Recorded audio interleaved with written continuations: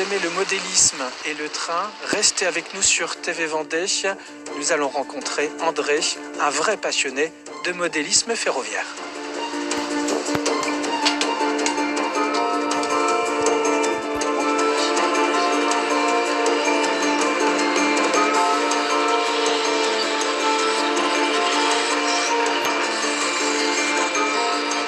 Qui êtes-vous, André ?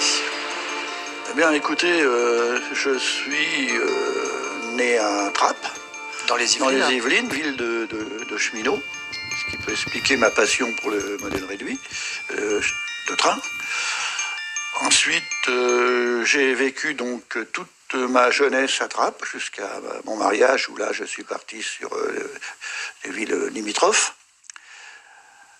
Depuis ma tendre enfance, je suis donc passionné par le train, mais ça c'est pas un hasard. J'ai fait ma scolarité à l'école Renault et j'ai fait toute ma carrière ensuite chez Renault. Alors j'ai commencé comme simple ouvrier et j'ai fini assimilé cadre. André, avant qu'on rentre dans le bain de votre passion pour le modélisme ferroviaire, nous sommes ici chez vous. Nous sommes dans la commune de Saint-Hilaire-de-Riez. Oui. Vous habitez ici depuis quelque temps. Ça a été pendant un moment une maison secondaire, ce lieu d'habitation. Et puis depuis votre retraite, vous vivez carrément ici, proche de la mer. Voilà. Alors l'origine, c'est simple aussi, c'est que en tant qu'ancien fils de cheminot, comme je vous ai dit, je venais en colonie de vacances à Saint-Hilaire déjà. Oui. Donc c'est un peu pour ça que je me suis retrouvé ici. En même temps, ma sœur habite aussi ici à Saint-Hilaire. Enfin, elle habite à Saint-Gilles.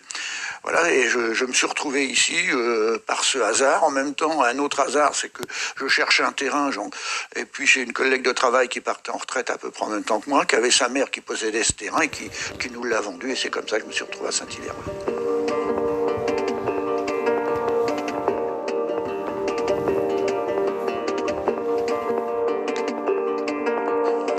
André, nous voilà dans votre univers. Cette pièce, elle est complètement consacrée à votre passion, celle du modélisme ferroviaire. On a combien de trains, combien de locomotives ici ? Alors, sur le réseau, vous avez une centaine de locomotives, en état de fonctionner, bien sûr. Ah, tout fonctionne, hein, bien sûr. Oui, mais quand je dis sur le réseau, c'est parce que ce que vous avez derrière fonctionne aussi. Mais c'est pas sur le réseau parce que, vous voyez, il y en a déjà bien de trop. C'est un peu saturé quand même. Alors c'est assez impressionnant quand on n'a pas l'habitude de voir de trains électriques. Là, on est vraiment sur quelque chose d'assez impressionnant. Ça prend toute cette pièce. Cette passion, pour vous, elle démarre bien avant 8 ans. Et 8 ans, c'est l'âge où vous avez votre premier petit train électrique. Hein. Oui, en sachant que avant d'avoir un train électrique, puisque c'était mon rêve d'avoir un train électrique, avant de l'avoir, je jouais avec des voitures Dinky Toy et que je considérais comme des trains, en faisant des traits même sur des routes à la campagne, et je traçais des lignes de chemin de fer parce que j'avais pas de train, quoi. C'est aussi parce que votre famille est issue du monde des cheminots que ça vous a tenté cet univers aussi ? Alors ça, je sais pas. Je pense que oui, ça doit jouer, puisque j'ai été versé, puisque je suis né à Trappes, donc je suis versé dans le monde du chemin de fer depuis ma toute petite enfance.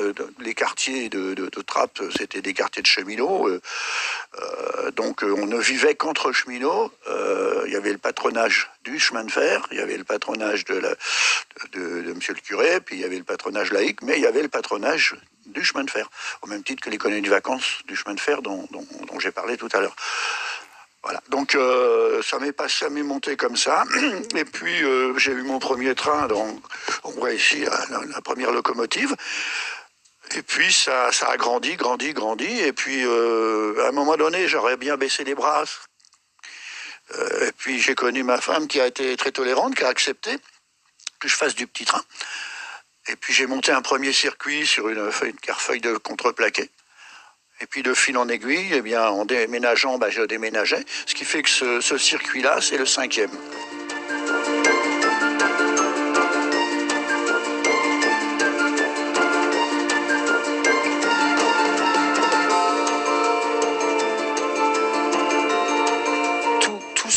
voit, ce sont des répliques de vraies locomotives, de vrais trains finalement? Oui, oui, oui. Que ça soit wagon ou locomotive, c'est des répliques à l'échelle 1,86e, dans un esprit justement très rigoureux. Ça fait l'objet aussi de... c'est pour ça que vous en avez là-bas qui sont en musée maintenant. Sans parler de ceux qui sont dans des cartons et qu'on ne voit pas, c'est impressionnant. Ouais. Alors ceux qui sont dans les cartons sont encore plus vieux. Parce que justement, au départ du modèle réduit, c'était une échelle approximative, alors qu'aujourd'hui, les constructeurs, principalement les constructeurs, comment dire, comme je cite des marques, je peux, comme Rocco, Jouef ou autres, ce sont des maquettes à l'échelle, mais très rigoureuses, qui vont même de trop dans le détail, parce qu'il y a des détails, moi, vous savez, je passe mon temps à quatre pattes à aller rechercher les pièces qui sont tombées. André, vous venez dans cette pièce, j'imagine, tous les jours. Vous y passez combien de temps? Qu'est-ce que vous y faites? Vous faites fonctionner les trains? Vous avancez dans des projets futurs? Quelle place ça prend tout ça? Si vous voulez, c'est... Alors, je m'en occupe tous les jours. Sauf si vraiment j'ai une journée surbookée, mais en général, je le fais fonctionner tous les jours. Bon, parfois, je m'en occupe, mais sans être ici. Par exemple, quand je fais certaines pièces de rechange ou les réparations, parce que bon, il y a de la maintenance à faire. Donc, et puis, on a ici un climat avec la mer qui fait de l'oxydation, ce qui fait que j'ai des petits problèmes dans certains cas de cartes électroniques qui les soudures lâchent. Pourtant, c'est des cartes qui ont été faites il y a 30 ans, vous voyez. Et ça prend autant de temps que de faire évoluer les trains, tout ce qui... Même plus, parce que quand j'ai une panne, pour la trouver, je pourrais vous faire voir tout à l'heure ce qui est caché là, mais quand j'ai une panne, malgré que ça soit tout a été conçu par moi-même, il faut arriver à cerner le point, qu'est-ce qui se passe, et choses comme ça. Est-ce qu'on peut faire partir un train ou deux? Oui. Je vous laisse allumer tout ça. Bien sûr, alors là on va faire tourner un train express des années 60. Hein. Alors lui, il va faire quelle distance? Vous allez, il fait le tour de la pièce. On va en faire partir un deuxième, si vous voulez. Oui. Cette pièce, elle fait quelle alors là, j'ai 9,50 mètres sur environ 4 mètres. Et quand vous voyez vos trains ici évoluer, c'est toujours un plaisir intact. C'est ce qui vous fait le plus plaisir dans votre passion, c'est de les voir circuler finalement? Alors, c'est pas trop les voir circuler, moi, qui me fait plaisir. C'est les manœuvrer. Vous voyez, il y a un dépôt assez conséquent. Donc, moi, ce qui m'amuse, c'est un train, de le faire démarrer, mais de changer de locomotive, rajouter des wagons, vous voyez, des choses comme ça. Vous voyez, par exemple, si vous voulez que je vous en fasse démarrer un autre, vous voyez, je vais provoquer volontairement un blocage d'un train. Oui. Hein. Voilà. Donc, vous voyez, là, j'ai volontairement, normalement, le feu va être à l'orange ici, puisque vous voyez, il va s'arrêter au feu rouge, là. J'ai changé un aiguillage, et en changeant cet aiguillage, j'autorise un autre à partir. Alors, je vais faire partir celui-là. Alors là, je change encore un aiguillage, hop. Donc, normalement, lui, il va avoir le feu vert, maintenant. Je ne sais pas si on le voit bien. Oui, on le voit, mais c'est pas facile. Et lui, je vais faire partir celui-là. Voilà. Et c'est parti. Il est très long celui-là. Enfin. Non, la même chose que les autres. La même chose. Oui, ils sont longs. Hein. Voilà. Alors vous voyez, c'était mon cahier des charges. Parce que quand j'ai conçu ce circuit, j'avais un cahier des charges. Il fallait que les trains soient au minimum avec 6 à 7 wagons derrière. Ouais. Il fallait donc les quais assez longs, que de n'importe quel endroit je puisse aller, par exemple, amener un train sur n'importe quelle voie, etc., etc. On peut toujours faire évoluer la passion. Ça n'a pas de fin.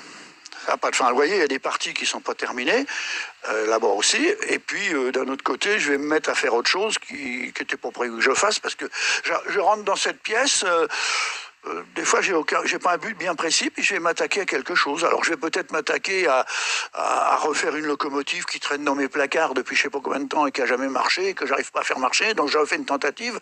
C'est inépuisable, en fait. Voilà.